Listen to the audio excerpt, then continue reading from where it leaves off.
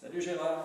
Ah bon, tu es de retour? Ça y est, j'arrive. Tu as eu la... J'ai la bonne nouvelle. Ah bon, fais voir cette... J'ai le catalogue et j'ai la bague. Voilà, bon, fais voir cette bague. Oh là là, quelle merveille. Un petit anneau orné d'une gravure, mais surtout 200 ans d'histoire. Cette bague a été offerte par le jeune Bonaparte, affecté à un régiment de Valence pour y faire ses classes, à son premier amour, Caroline du Colombier.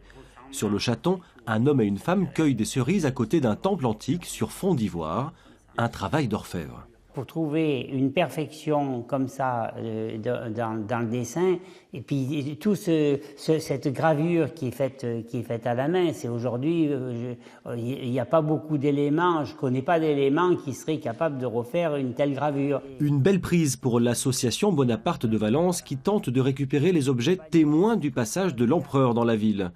Celui-ci a été acquis 40 000 € aux enchères ce week-end.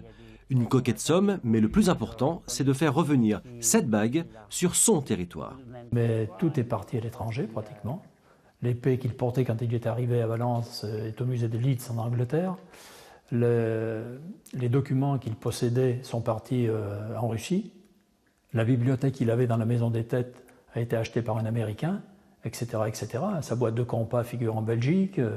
Tout a quitté Valence. Donc c'était, à notre connaissance, un des rares objets témoignant des passages de Bonaparte à Valence.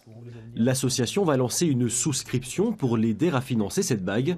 Le budget initial pour son acquisition a été plus que doublé.